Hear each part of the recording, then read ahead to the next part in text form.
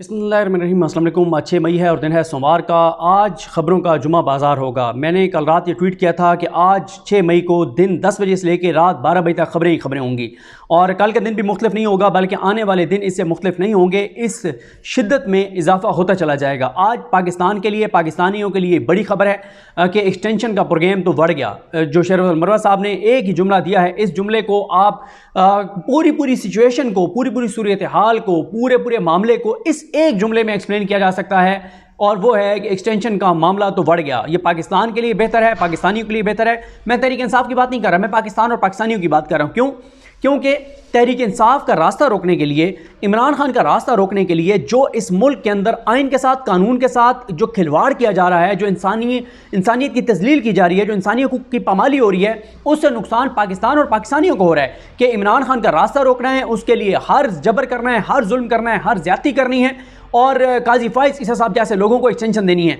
अगर काजी फाइज ईसा साहब को एक्सटेंशन मिल जाती है तो पाकिस्तान बहुत भारी कीमत इसकी अदा करेगा। पहले भी उनके 6 माह में पाकिस्तान कीमत अदा कर रहा है। इलेक्शन उन्होंने करवाए, आरओज के जरिए उन्होंने करवाए, ब्यूरोक्रेट्स आरओज के जरिए, आरओज होने थे लेकिन ब्यूरोक्रेसी से आरओज उन्होंने दिलवाए, लेवल प्लेइंग फील्ड उन्होंने नहीं दी, धांधली करने वाले इलेक्शन कमीशन के पीछे वो खड़े हुए, बल्ले का निशान उन्होंने छीना, तहरीक इंसाफ की सीटें उन्होंने नहीं दी। ये सब कुछ करने के पीछे जस्टिस काजी फाइज ईसा साहब बराह खुद मौजूद थे। और फिर ये बात समझ भी आ गई जब नून लीग ने ये बात सामने ले आई कि हम जस्टिस काजी फाइज ईसा को एक्सटेंशन देने जा रहे हैं, तो फिर समझ आई। और ये मामला जस्टिस काजी फाइज ईसा साहब के चीफ जस्टिस बनने के बाद का नहीं है। जब वो सीनियर जज थे तब से ये बात तयशुदा थी कि आप चीफ जस्टिस बनेंगे, आप इलेक्शन करवाएंगे, नून लीग इक़्तिदार में आएगी, नून लीग को इक़्तिदार में लाया जाएगा, नून लीग को इक़्तिदार में लाने के लिए आप फैसिलिटेट करेंगे और उसके बदले आपको एक्सटेंशन दी जाएगी। ये पहले से तयशुदा मंसूबा था।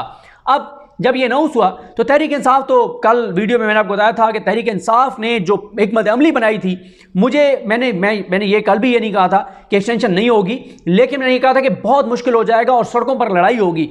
आज चीफ जो जस्टिस मंसूर अली शाह साहब, जस्टिस अतर मिर्ला साहब, जस्टिस मोहम्मद अली मज़ साहब को जो बेंच है उसने बड़ा हुक्म जारी किया है और उसमें मोहम्मद अली मज़ साहब जो हैं वो ज़ाहिर है उस बेंच का हिस्सा थे जिसने बल्ला छीना था, लेकिन आज वो इस बेंच में मौजूद थे। अब जो पहला बड़ा हुक्म है वो तो ये है कि अब जो मखसूस नशिस्तें बांटी गई थी, जो तहरीक इंसाफ की नशिस्तें थी, जो तहरीक इंसाफ से लेकर नशिस्तें नून लीग, पीपल्स पार्टी, MQM की झोली में डाली गई थी, तबाही और बर्बादी जो इलेक्शन कमीशन ने की थी, अब वो फैसला इलेक्शन कमीशन का मुअत्तल हो गया है। और इलेक्शन कमीशन ने जो तहरीक इंसाफ को रिफ्यूज़ किया था कि आपको नहीं मिल सकती और नून लीग और पीपल्स पार्टी और इन चोरों, डाकुओं, लुटेरों को मिलेंगी, वो फैसला इलेक्शन कमीशन का भी मुअत्तल हो गया, पेशावर हाई कोर्ट का फैसला भी मुअत्तल हो गया। 3 जून तक मामला चला गया है। बड़ी खबर यह है कि अब ये जो 23 से 25 सीटें जो माले गनीमत की तरह बांटी गई थी, ये 23 से 25 अरकान असम्बली वोट नहीं डाल सकेंगे।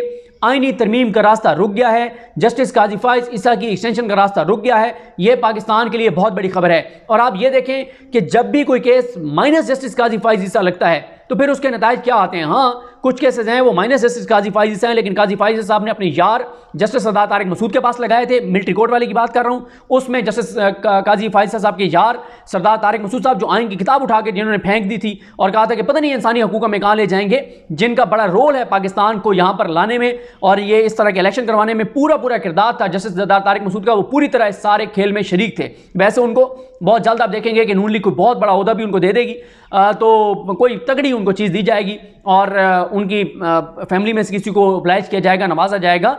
तो ये सारा कुछ नून लीग, क्योंकि नून लीग का ये क्रेडिट है कि जब उनके लिए कोई आइन के साथ खिलवाड़ करता है, कानून के साथ खिलवाड़ करता है, अपने हलफ के साथ गद्दारी करता है, तो उस गद्दार को, उसकी आने वाली नस्लों को भी शरीफ खानदान पर नवाजता है, उसका ख्याल रखता है। तो पूरा ख्याल रखा जाएगा सरदार तारिक मसूद साहब का, उनकी फैमिली का, उनकी आने वाली नस्लों का। शरीफ खानदान पूरी तरह उनका ख्याल रखेगा। ऐसा नहीं है कि शरीफ खानदान उनको भूल जाएगा, जिन्होंने इतना एहसान किया शरीफ खानदान पर कि पाकिस्तान की तबाही की कीमत पर इनको रिलीफ दिए, इनके लिए सारे खिलवाड़ किए आइन के साथ, अपने हलफ के साथ। तो शरीफ खानदान पूरी तरह उनका ख्याल रखेगा। ऐसा नहीं कि ख्याल नहीं रखा जाएगा।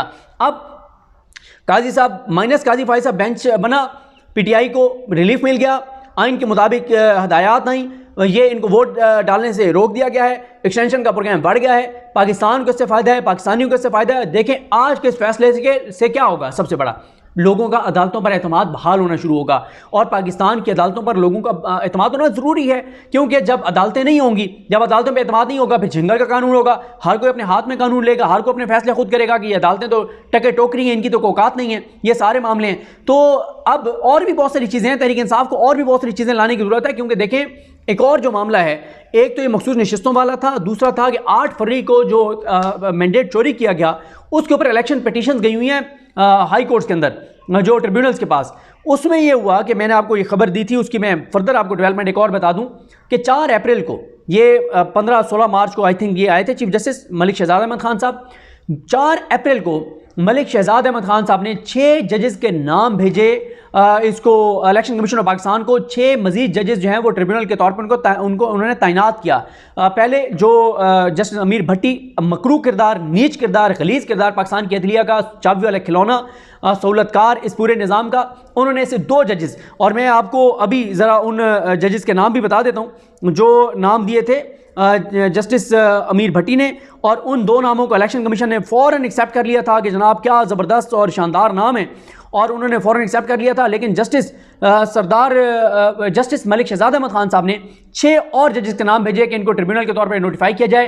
इलेक्शन कमीशन ने उनको नोटिफाई करने से इनकार कर दिया है। ज़रा ये बताते हैं कि इलेक्शन कमीशन ने कहा है कि हमें ये 6 नाम मंजूर नहीं है, आप 20 जजेस के नाम भेजें, उन 20 में से हम सिलेक्ट करेंगे 6 जजेस। उस पर अगली इत्तला ये है कि लाहौर हाई कोर्ट के चीफ जस्टिस ने इनकार कर दिया है कि कोई 20 जजेस का पैनल नहीं भेजा जाएगा, क्योंकि ऐसी कोई कानूनी रिक्वायरमेंट नहीं है। ये कहना है जस्टिस मलिक शहजाद अहमद खान साहब का, जो चीफ जस्टिस हैं लाहौर हाई कोर्ट के।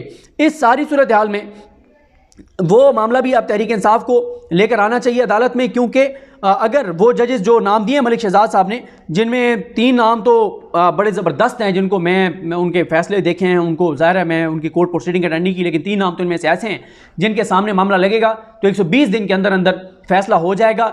2 अगस्त 1 माह गुजर गया है, 3 माह रहते हैं, 90 दिन रहते हैं बाकी तकरीबन इन ट्रिब्यूनल्स के पास। 90 दिन में जो धांधली के जरिए सीटें पीटीआई को हराई गई उनका फैसला होना है। इसमें मैं आपको बताता हूँ जो 6 जजेस हैं जिनके नाम अभी भेजे थे जस्टिस मलिक शहजाद साहब ने, उसमें थे जस्टिस शाहिद करीम साहब, जस्टिस चौधरी मोहम्मद इकबाल, जस्टिस अनवार हुसैन, जस्टिस आसिम हफीज़, जस्टिस जाहिल कामरान और जस्टिस मिर्ज़ा वकास रऊफ़।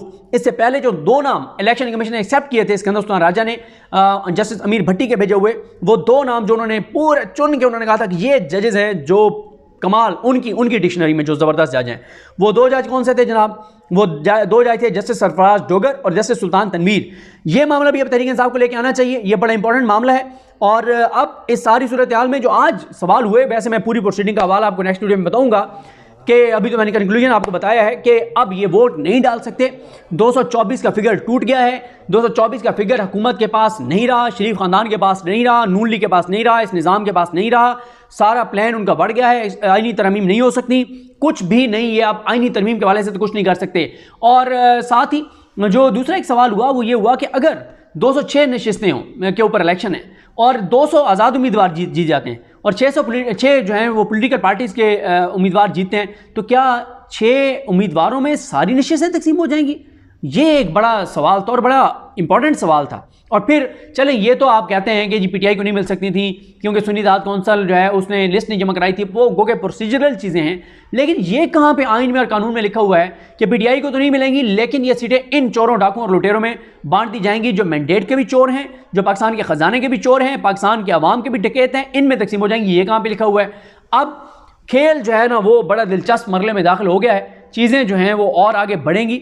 और ये एक पाकिस्तानियों को बड़े दिनों बाद एक खुशी की खबर सुनाई दी है कि पाकिस्तान की अदालतों की तरफ से। और फिर आज सवाल उठाया गया कि ये एक जमात को आपने कैसे उससे बल्ले का निशान ले लिया। फिर उसके अलावा जो जिक्र किया जस्टिस अतर मिनल्ला साहब ने, वो उस चीज़ का जिक्र किया जो मामला काजी फाइज दबा के बैठे रहे हैं अब तक। वो मामला ये था कि जब बल्ले का निशान छीना गया और पीटीआई वालों को आज़ाद उम्मीदवार डिक्लेयर किया गया, इलेक्शन से पहले की बात है, तो सलमान अकरम राजा साहब लाहौर हाई कोर्ट गए थे। उन्होंने कहा था कि ठीक है हमारे पास बल्ले का निशान नहीं है, मुख्तलिफ निशानों पे लड़ रहे हैं, लेकिन हम तहरीक इंसाफ के ही उम्मीदवार हैं, हमारे कागजात नामजदगी में लिखा हुआ है कि आपकी किस पार्टी से एफिलिएशन, हमने लिखा है कि तहरीक इंसाफ से। तो उन्होंने कहा कि हमें तहरीक इंसाफ को उम्मीदवार डिक्लेयर करें, निशान हमारे मुख्तलिफ हों, लेकिन पोलिटिकल पार्टी तो आज भी बरकरार है पीटीआई। उसके बाद उनका वो वहाँ से उनको रिलीफ ना मिला लाहौर हाई कोर्ट से, इलेक्शन कमीशन के पास उन्होंने कहा, इलेक्शन कमीशन ने भी दरखास्त उनकी मुस्तरद कर दी, वो सुप्रीम कोर्ट आ गए। इलेक्शन से पहले की ये पिटीशन पड़ी हुई है, काजी साहब ने नहीं लगाई, क्योंकि अगर वो लग जाती तो फैसला यही है, जाहिर है कि वो पॉलिटिकल पार्टी तो है पीटीआई, वो तो बतौर पॉलिटिकल पार्टी तो कलअदम नहीं हुई, और वो उम्मीदवार जो हैं उनके पास निशान मुख्तलिफ हो सकते हैं, लेकिन वो पीटीआई के ही उम्मीदवार थे।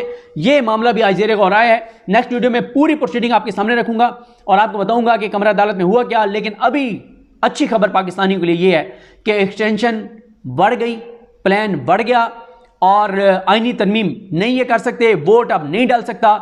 अब आएगा मज़ा, खेल अब आगे दिलचस्प मरले में दाखिल होने जा रहा है। मुझे अपनी दुआ में याद रखिए। अलकरीम हम सब काम नासर। अल्लाह हाफ़िज़।